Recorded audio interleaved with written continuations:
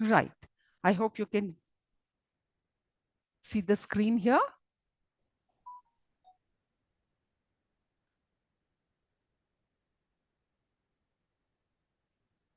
Can you see the screen?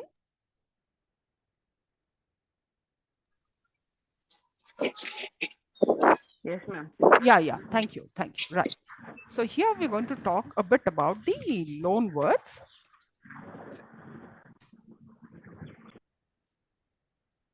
So basically, let me just give you what loan words and what exactly it means like. So, well, we all have also aware that how words have changed from, generalization to specialized kind of words, and how there was a kind of a blending of the word. And there was something like, they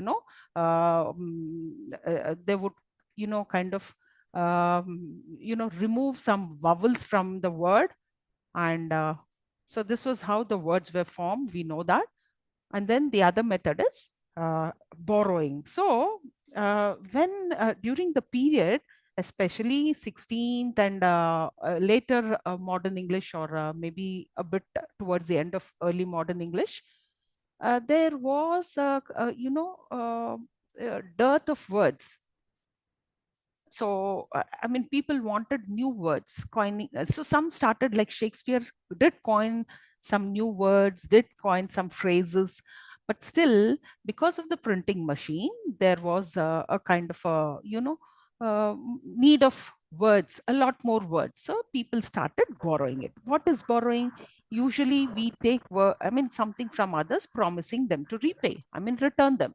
But here it so happened, they just took the words, and after having their own word, they did not return it.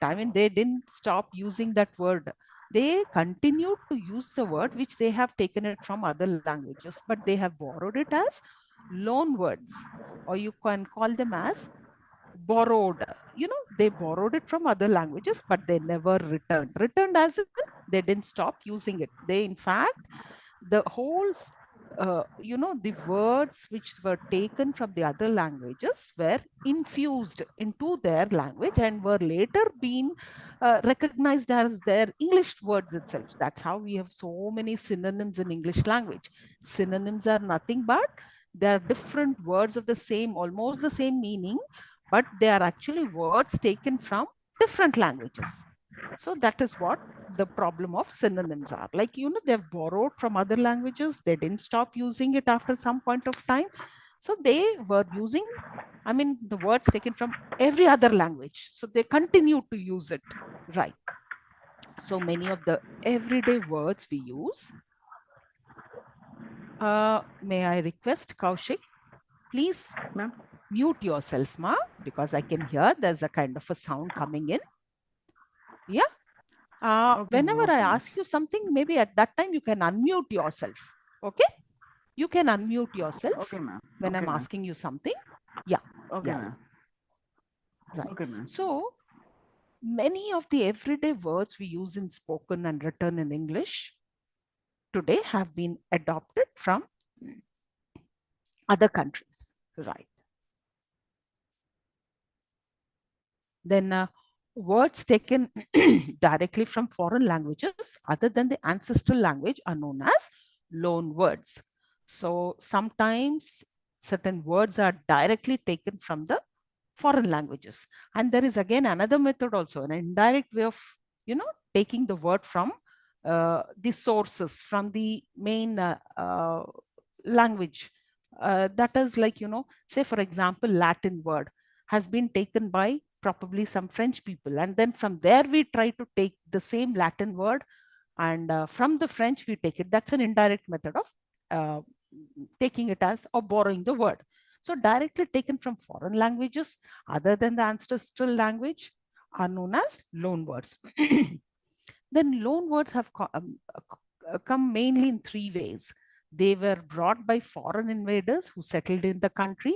As I told you, I hope you remember, like for example, during 800 or so, there was a kind of an Viking invasion. They've also brought a lot of Scandinavian words And that's how the words have come. You can even call them as borrowed words, or you just can call them as loan words. But sometimes this is one method brought by foreign invaders who settled in the country, came through foreign contacts, originating in war, exploration, trade, travel, etc. I think the best example would be the colonization. When colonies were established, there was a kind of an exchange of words. Words from that region were absorbed into English language. So this is also another method where where during the war you have an exchange, or you can take the words, absorb the words can come into English language. And it could be through exploration. When you kind of set out for exploring, then also you come across, you meet so many other people with different languages, and and that's how the words are taken in. And trade, of course, just like the British, when they have colonized, they have established their colonies with the pretext of trade, and that's how the words started trickling in. And travel also then came through scholarship, learning, and cultures. See, this is also an important aspect of the spread of, or the borrowing of words, either by scholarship, or from the universities of the learning centers and cultures. When you kind of if there is a kind of an intermingling, or then there is a possibility of this method came through scholarship, learning, and cultures. Now, this is how the percentage of words which were borrowed from Latin, French, Germanic, and I think Latin, French, and Germanic seems to be quite the major share of contribution to the English language. I mean, the words have been borrowed from, majority of the words have been borrowed from these languages, right? Then you have the Greek, other, and unknown, or from proper names. That is, we've already learned, right? There were certain words made from the proper names also. Okay. Like, for example, you have calicloth. Okay, calicloth is taken from, and there's a muslin cloth, muslin from muslin. So some of the names also have turned out to be words, right? Now look at these words from Latin, right? Cross, which is taken from Latin, called crux. Okay, candle, the Latin word candle. Then creed is the creda. Okay, then you have comet from the Latin word cometa. So saint from the Latin sanet. Okay, these are some of the, just a few examples, few words from Latin. I'm just showing it on the slide. Now coming to the next, French contribution, as we already discussed earlier. Here French, it was, I think, Middle English period, which was called Normans. When Anglo-Norman, it is also called Anglo-Norman, when they have contributed a lot of French words into English language. So the French loan words in English can be classified under the following heading: government and administrative words such as govern, crown, empire, minister, duke, duchess. All these words are of the French origin, right? Then you have military words: army, navy, enemy, battle, defense, admiral, soldier. Then you have law words: trespass. I mean, I hope you all remember these are the words which are pretty well in English language.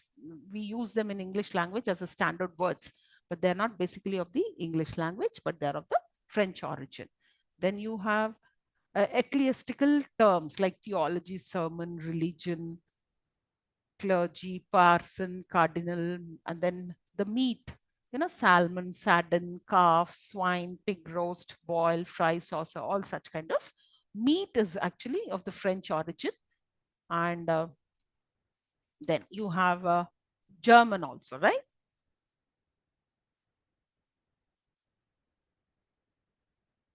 Right. Certain musical terms like waltz, yodel, okay, and also certain terms related to mining and metalwork like quartz, cobalt, nickel, zinc. Then philosophical terms like zeitgeist, leitmotif. Then psychological term or gestalt. Terms like seminar, kindergarten, diplomacy, Nazism, and Hitlerism, all such words from the German. And these are some of the words from Arabic origin, like science and maths. You have these algebra, algorithm, average, alchemy, and chemistry. And then the technical terms um, like engineering, military, business, commodities, etc. Then admiral, adobe, arsenal, assassin. Right. So these are some of the words which were borrowed from other languages. So I'll just, so this is how uh, the this is how the English language has a huge vocabulary which keeps growing constantly. And in this unit, we have looked the different ways in which new words have come into English, and the last one being the borrowing. Okay, and that is like, English language has built its vocabulary by borrowing or adopting words from other languages which came in contact with English. Thus, English borrowed words from several languages, the major being Greek, Latin, Scandinavian, and French. So such borrowed words are called as loan words in English. Now, not only words, but also a few affixes also have been adopted into English language from other languages. Right. Let us move on to the next block, that is block 3.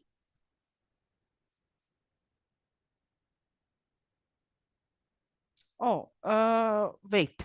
Let me just tell you. This is block 3 and page 75. Third block. Got it? Somebody texted me. I could not read it. Yes, ma'am. Yeah. So third block, and it's language. We are going into the language and culture. So before I share the screen, let me just talk about this. What exactly is language and culture? How are these both connected, interconnected? So we are going to look at language and culture in detail in this chapter. Now, language and culture are closely interrelated. See, when people speak their own mother tongue, culture hardly gets noticed. Whereas when people use a language other than their native language, the culture part of it stands out. We need to look at language to understand culture and need to scrutinize culture to understand language. So in this blog, we will learn about culture as a set of learned behaviors shared by a group of people which get solidified through social interactions. And you will also learn that every culture is different and has unique and specific qualities. At the same time, there are some common things among all cultures. You will study that characteristics of culture are invisible to its members. Language, on the other hand, is visible in the form of greetings and social interactions, which is part of culture and defines culture. Language is a means of building bridges between cultures and a force in becoming aware of and tolerating other cultures. Language also becomes a vehicle of cultural change. So in this block, we are going to look into culture in language, language in culture, relevance of culture in communication. Right. To start with, let us quickly look into the culture in language. So let me just share the screen.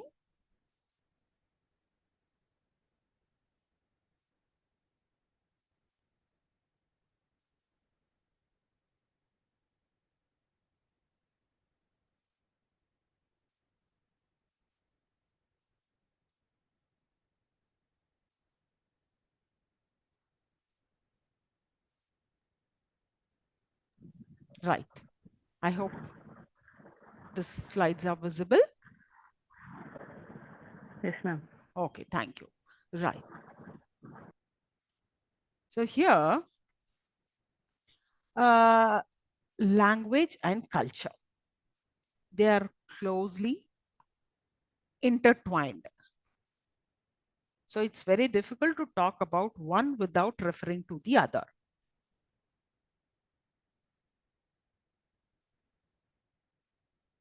So what is basically uh, culture? Okay. See, for example, Now, Khaled Hosseini has said, if culture was a house, then language was the key to the front door, to all the rooms inside. So look at the importance of language to a culture. So he says, culture is also as important as that of a language, because language, that is how we're going to gain entry into this culture. So that is what is told by, as quoted by Khaled Hosseini from Afghan born American novelist and physician, right? Okay, now, for example, let me just tell you what is culture.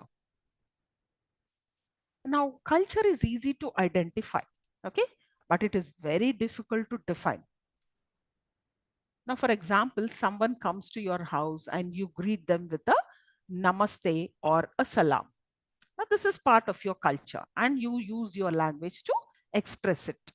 Not only the gesture, not only the your body language, or so it can be, you know, even verbally be said, as well as through your action also, you kind of greet them. So that is part of your culture and you use your language to express it.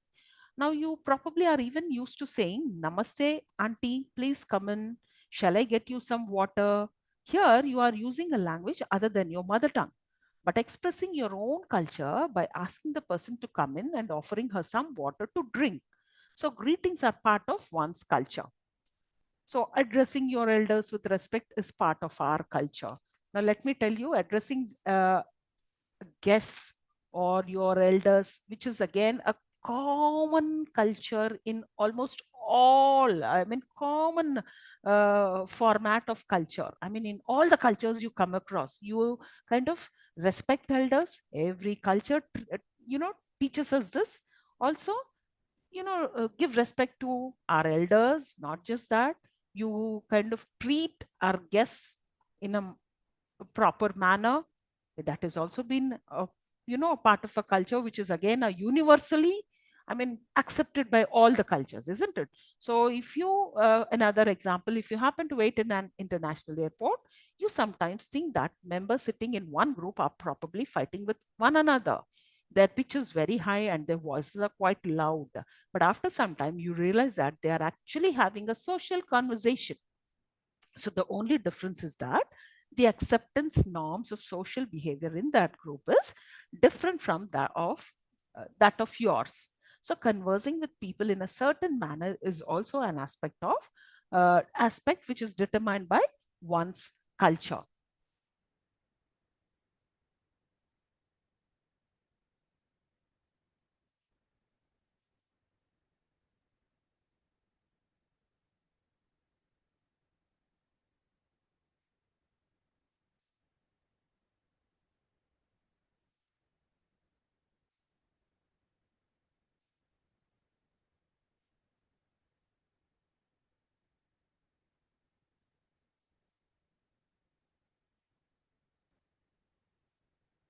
So culture can be defined as all the ways of life, including arts, beliefs, and institutions of a population that are passed down from generation to generation.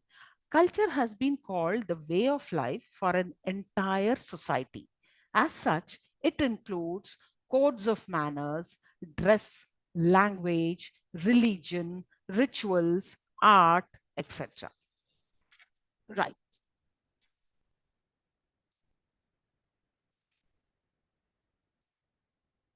Right. Now let us look into the characteristics of culture. Now, culture is social because it is the product of social behavior, right?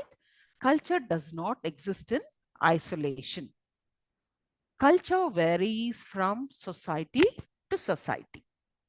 Every society has a culture of its own that differs from other societies. Now, culture is shared. Culture is not something that an individual alone can possess. Culture is learned.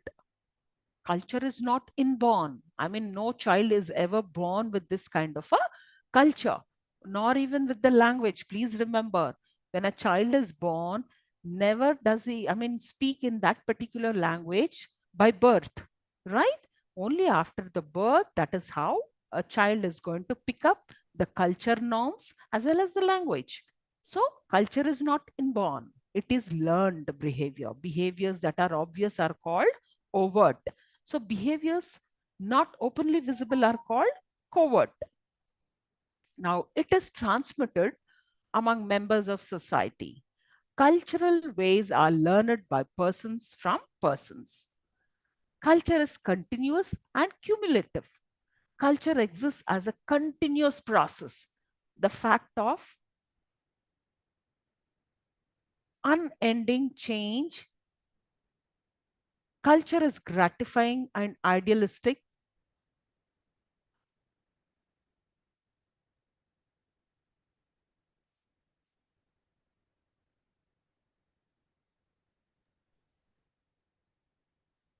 Culture provides proper opportunities for the satisfaction of our needs and desires.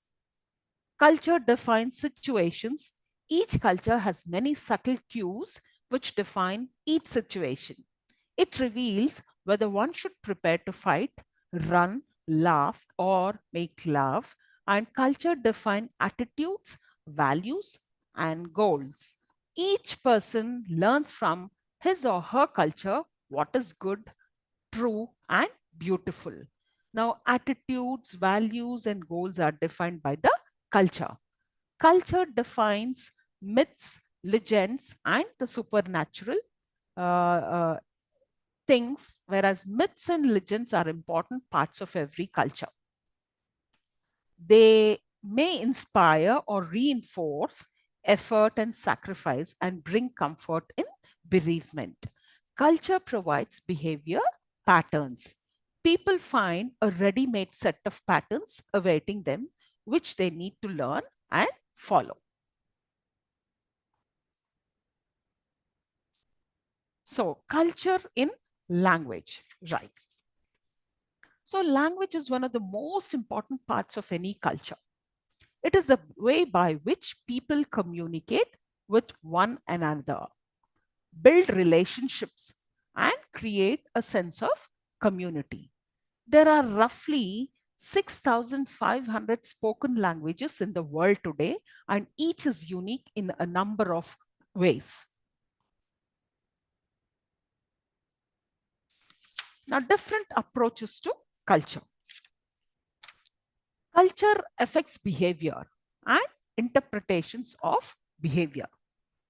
Culture can be differentiated from both universal human nature and unique individual personality.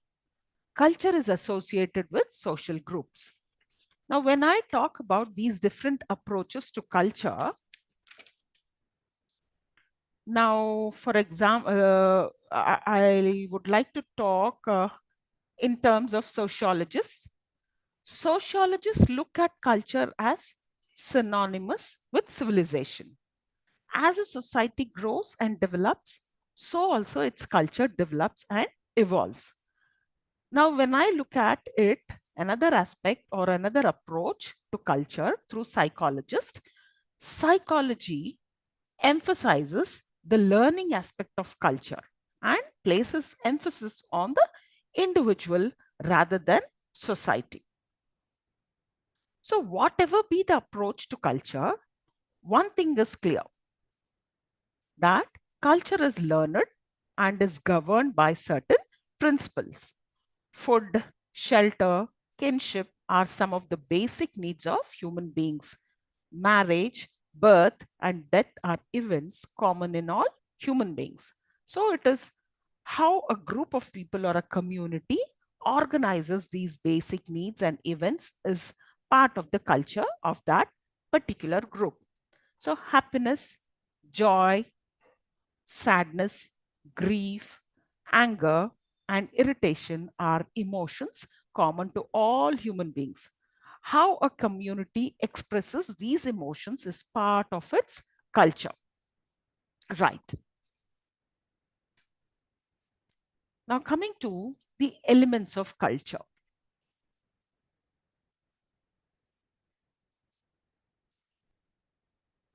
The major elements of culture are symbols, language, norms, values, and artifacts.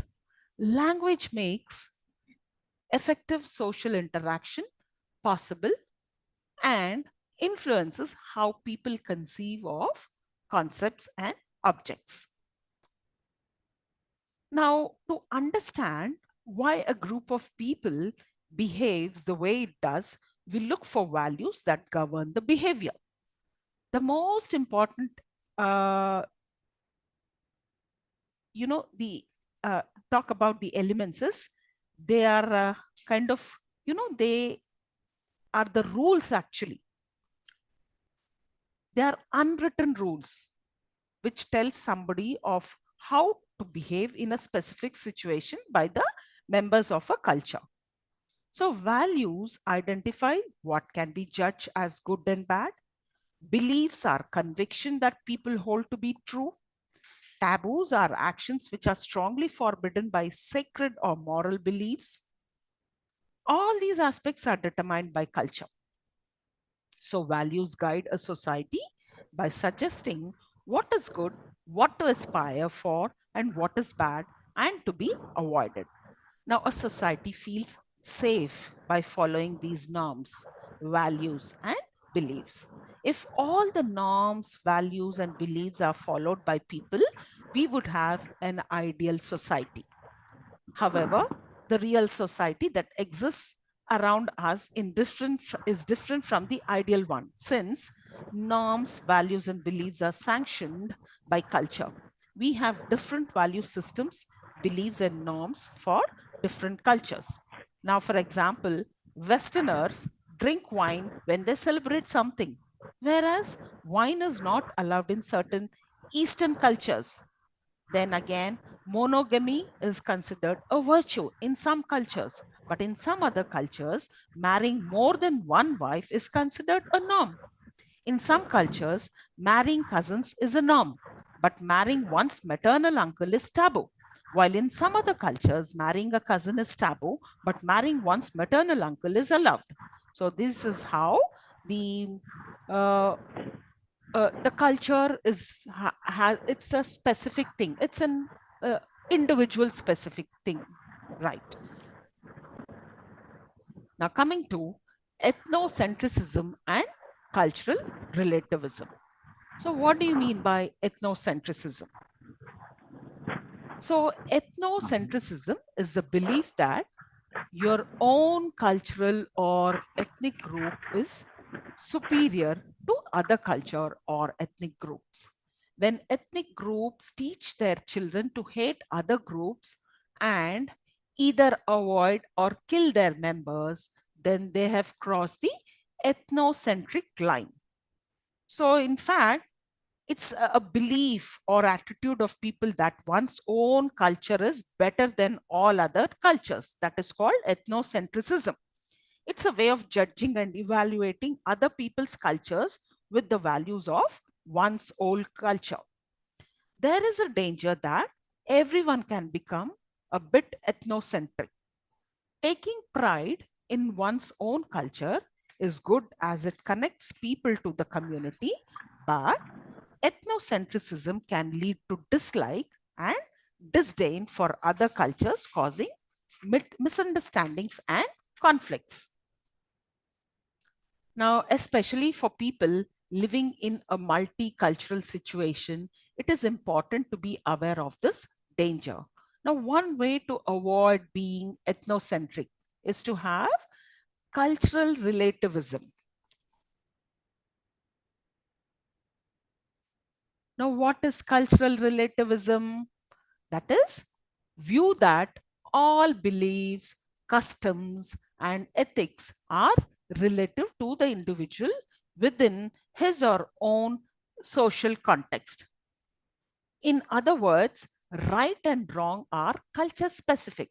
What is considered moral in one society can be considered immoral in another. And since no universal standard of morality exists, no one has the right to judge another society's custom.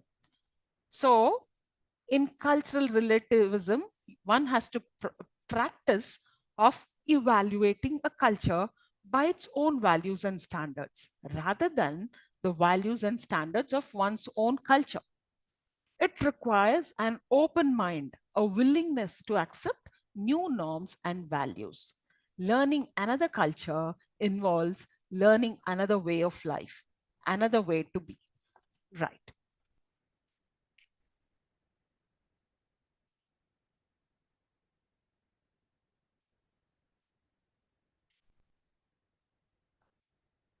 Right. Moving on to the next concept, culture in language. We've looked into language and culture. Now it is culture in language. Right.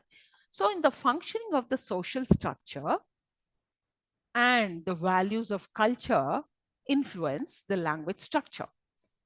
Now, what is the relation between culture and language? Now, within a social community, culture and language share human beliefs, realities, and actions. As a result, there is a relationship between culture and language. Whether it is national folklore or everyday conversation, language and culture go hand in hand. Right. Now, in fact, this kind of a study of the relationship between culture and language has fascinated many. You know, as language is used in social context, it reflects the social strata and the values of the community in which the language functions. The social structure and the values of culture influence language use. Now, there are different ways in which culture is reflected in language. For example, the Chinese greeting, have you eaten? Are you full? Goes back to the times when there was a severe famine in China and people would consider it good manners to find out if the others have eaten. Now, even after the famine period, this practice remained in Chinese culture. Now, Polish language speakers, when they write in English, capitalize not just the first person, but the second and the third person pronouns as a mark of respect for older people and for people of higher status. The speakers of languages that have a set of different pronouns for the elders find it difficult to address their elders or teachers as you in English. So, more about there is also an opposite view which says that grammar of a language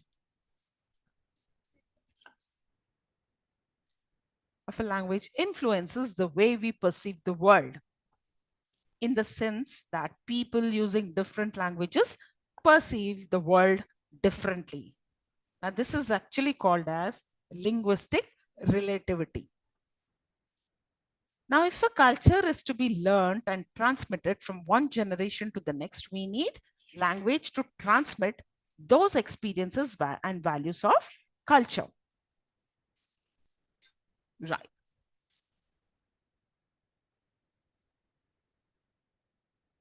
Now, let us look into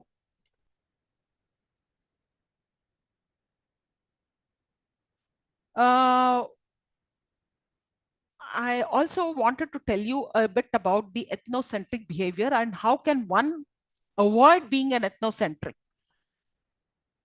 Now, while ethnocentrism looks at how similar other cultures are to your own, I mean, you try to compare them. Your own cultural relativism looks at how those cultural differences serve the needs of those groups. Now, cultural relativism comes from a place of learning instead of judgment. So, cultural relativists see the value in understanding a culture within its own context and taking a more nuanced approach to traditions and beliefs.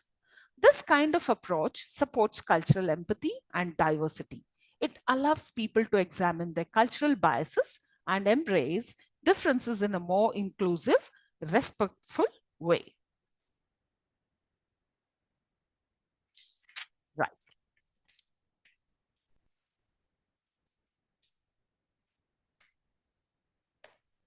Okay. So another point I just wanted to tell you something about what is culture shock and how can one overcome this kind of a culture shock? Right.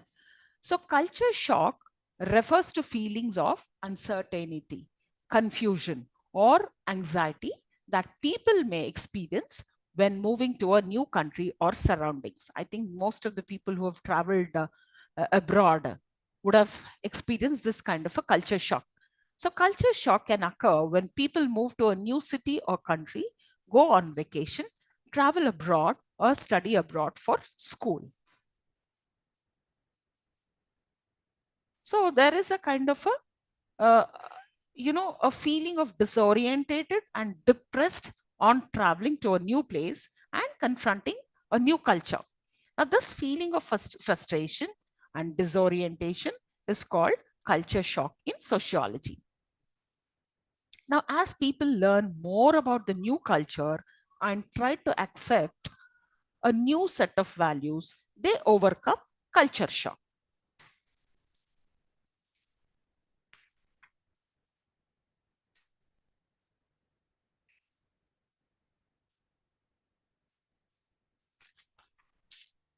Right. So, moving on to the next unit, that is the language in culture.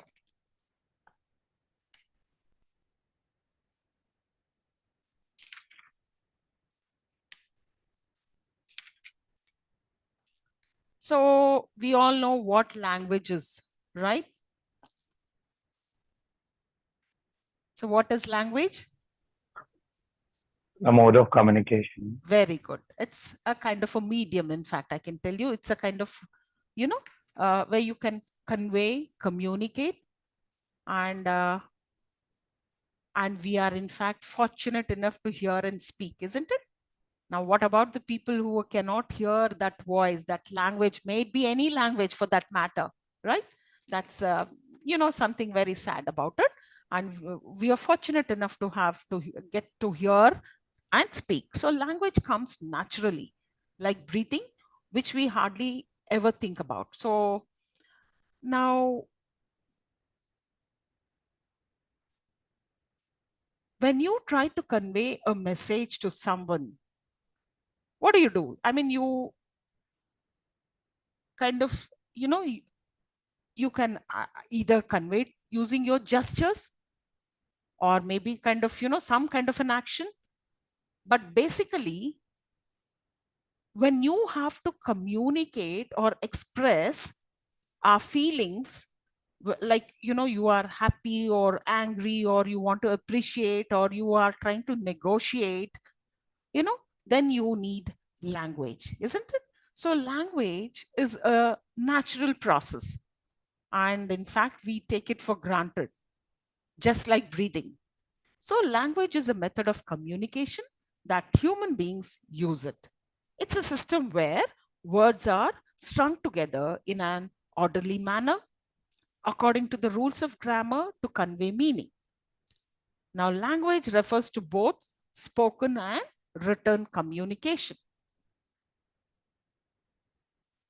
Right.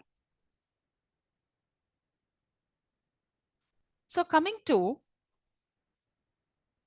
language in communication, language in culture. So, one way of understanding culture is to look at the language of the culture. Now, George Yule says that we develop an awareness of our knowledge and our culture only after learning the language. A particular language that we learn through cultural transmission provides us with a system of categorizing the world around us and also to experience it. Now, initially, when a child starts to learn a language, he or she may not learn that a cat or a dog are different entities, but slowly the child learns that they are different and associates the cat with a meow sound and a dog with a bow wow. Although individual dogs may look different, the child learns that they are of the same type in order to use the words like cat or dog or woman or house or tree or hat. These people, objects, and ideas should be immediately available and identifiable as categories. So, a category is a group with certain features in common. So there are also words for ideas and concepts that people need to talk about. Right. We just move on to the linguistic relativity or Sapir-Whorf hypothesis. Now, what is this? It's an hypothesis which revolves around the idea that the language has power and can control how you see the world. Language is a guide to your reality, structuring your thoughts, and it provides the framework through which you make sense of the world. He was actually an American anthropologist, Edward Sapir, and a linguist who was very influential in the early period of the development of linguistics. He formulated many concepts in linguistics, which were later developed and refined by Noam Chomsky, the father of generative linguistics. Now, what was his Sapir, name, ma'am? yeah? What was his name? Noam Chomsky. Noam Chomsky. Yeah, Noam Chomsky. Now, Sapir, in his book Language 1929, said no two languages are ever sufficiently similar to be considered as representing the same social reality. So the worlds in which distinct societies live are distinct worlds, not merely the same world with different labels attached. So this concept was elaborated and studied by many scholars among many languages. Now, Sapir's student, Benjamin Lee Whorf, he studied how time is treated in Hopi language and in other European languages and stated that in Hopi language, time is fluid and cannot be divided into past, present, and future. And Hopi speakers perceive the world in a different way from the speakers of other languages where time is divided into past, present, and future. Now, linguistic relativity or Sapir-Whorf hypothesis can be defined. The structure of a language affects the way its speakers perceive the world. Now, this is actually proposed in two versions, one strong version and other a weak version. Now, the strong version, linguistic categories determine and limit our thought, whereas in the weak version, linguistic categories only influence our thought. Right.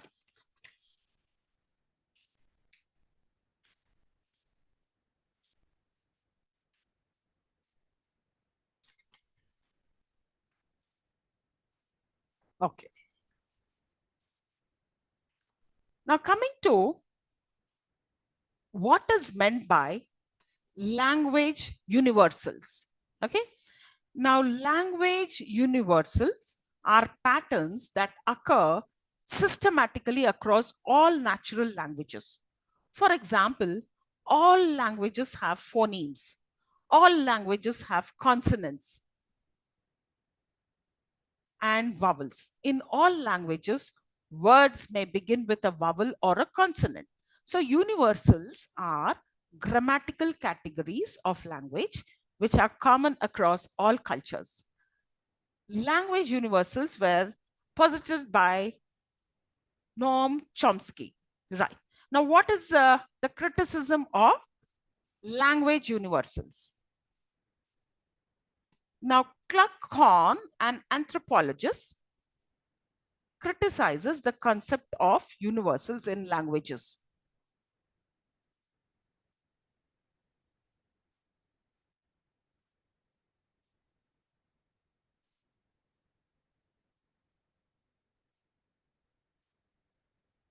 Will we be able to get notes of all of these by any means, printed notes of these ones?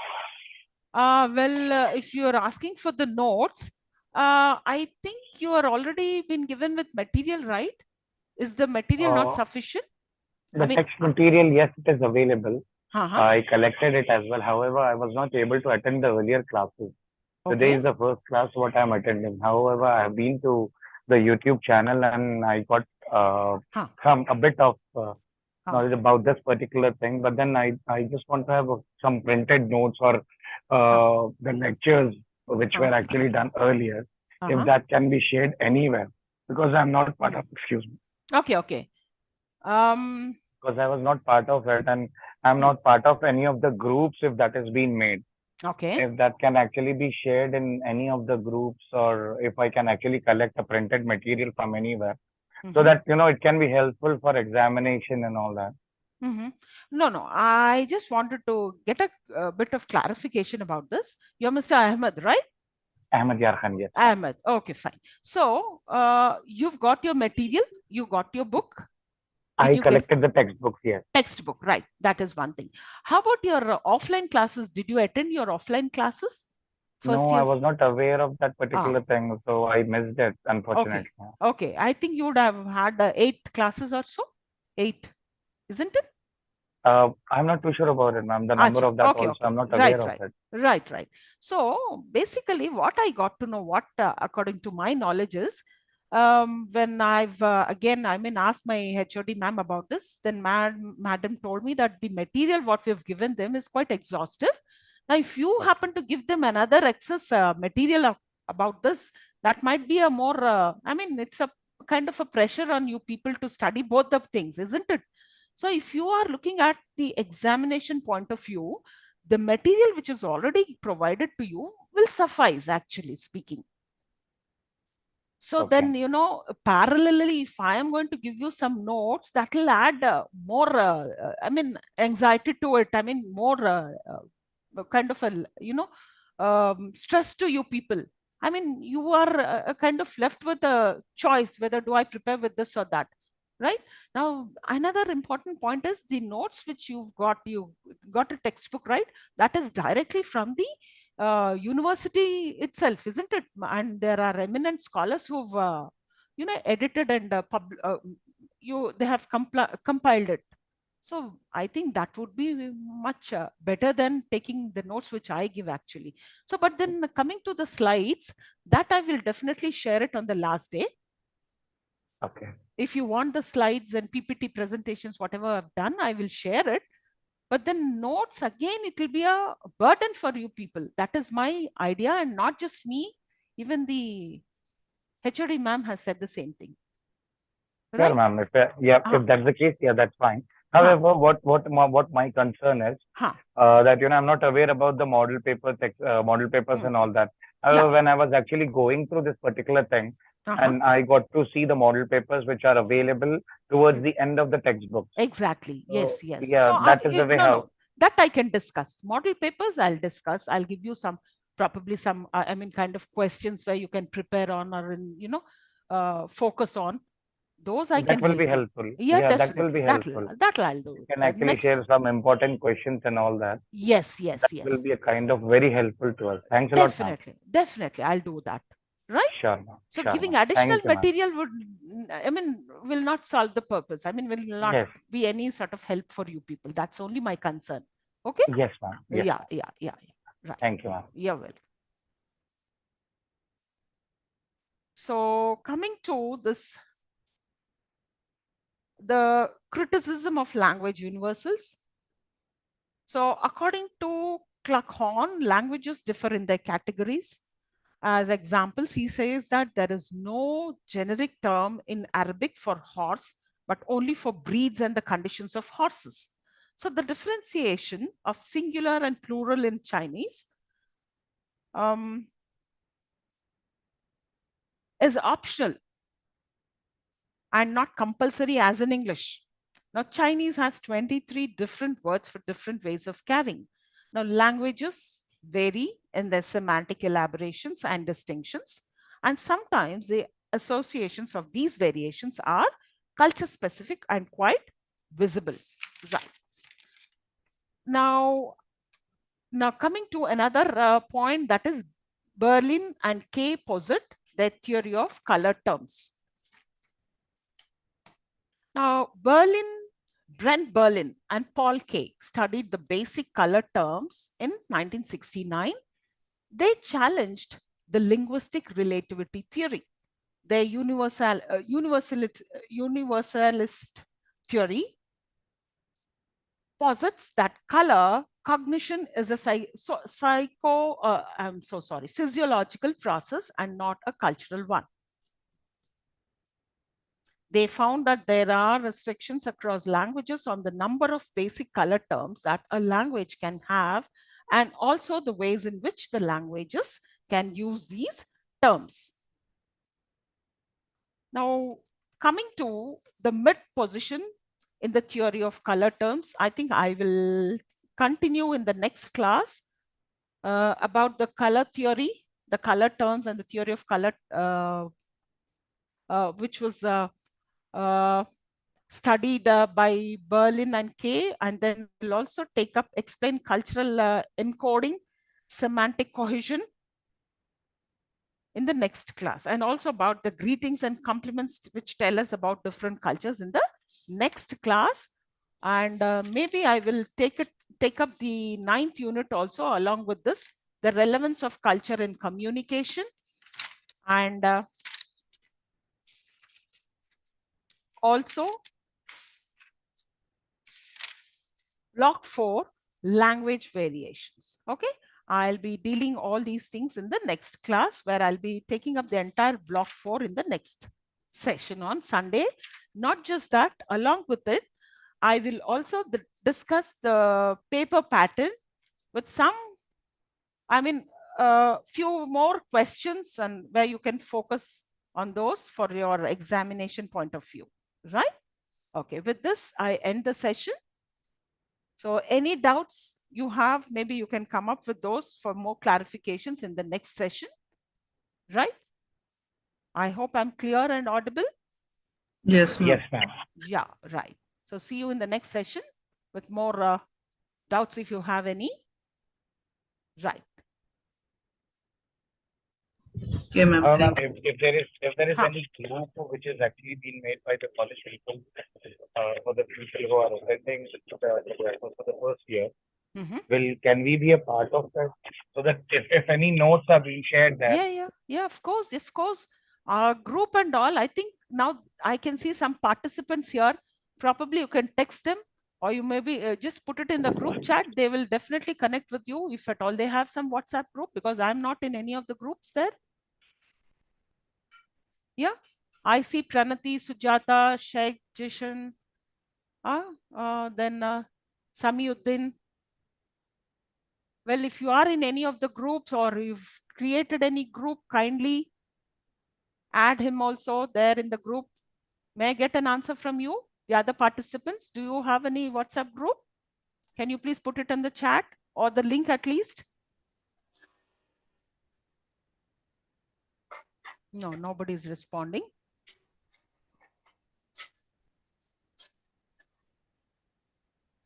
Sheikh Jishan? Ma'am? Yeah. Is there any group, ma, created? No, ma'am. No. No, ma'am. I don't have any group. So I don't think there's any group because usually they create during the offline classes itself. So maybe people who have attended the offline sessions will know it about the group, because I'm not a part of any of the group. So I'm so sorry, I cannot help you in this regard. That's fine. Yeah. I mean, if the other people, as you mentioned, some of the names, if they are in a group, if they can actually share that particular number. Yes. Pranati, can you share the link, ma, if you are a part of any group? Is there any class group, ma, Pranati and Sujata? Or have you attended? Oh yeah, Pranati, there she has. Can you please share a link, ma?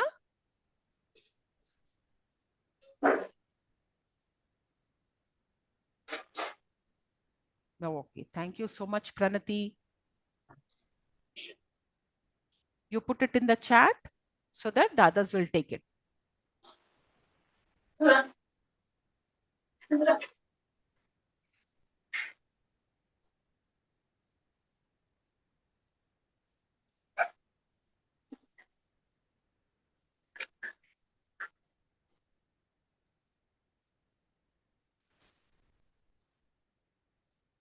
Wait, it will take some time for her to copy paste the link, I think so. Maybe from WhatsApp she has to do it. Yeah. Yeah.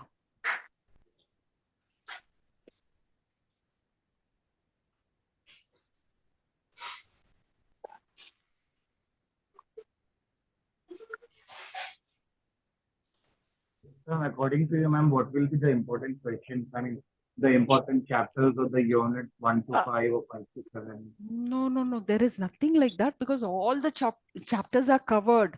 When they are framing questions, almost all the chapters are covered. So there's nothing like.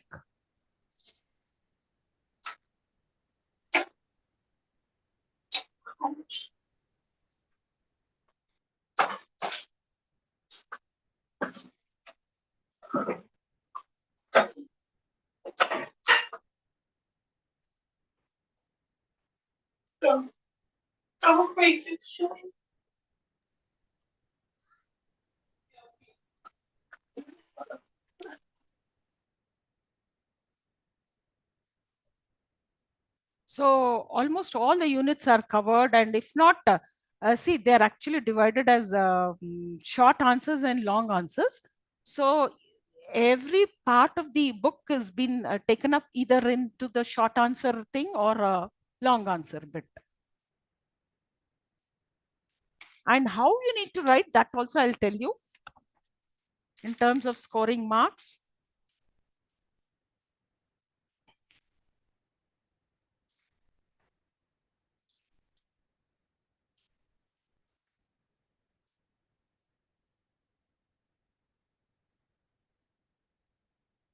Oh, And she says that she says she's unable to. exactly. Can somebody please help her out, like tell her the mechanism as to how to, or maybe some mail ID where she can share the link. I'm from there, I think.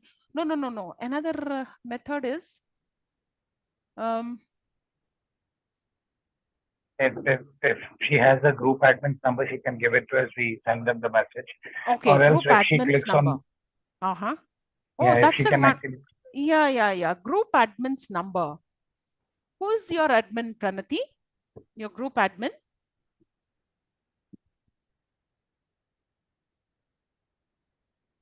Okay, I got it. Unable to share. But who is your admin? At least if you can share their number, they will try to contact the admin. Okay, there it is.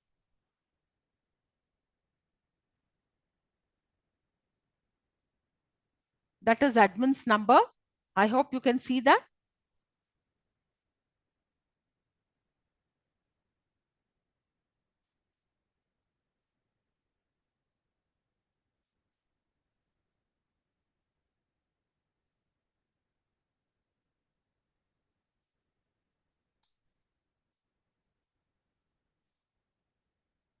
The person who has asked has left. Ahmed, are you here? Mr. Ahmed.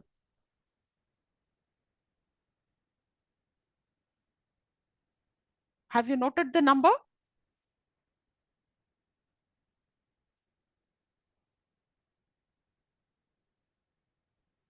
Right. Thank you, Pranati. They will make a note of it. Thank you very much for sharing the number. I'm leaving the session. Right. So those who want to join the group, kindly text. Yeah. She has shared it.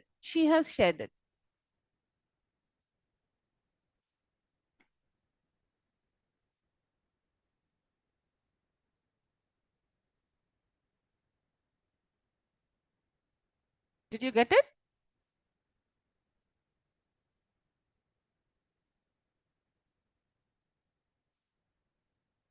So those who want to join can please take that number.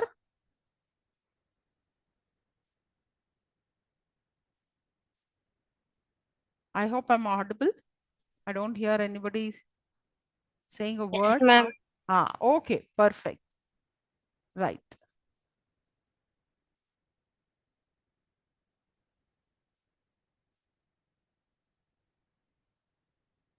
Yes, ma'am. I was able to get the number. I'll Right. text them. Right. I'll text the person. Okay, then I'm leaving the session.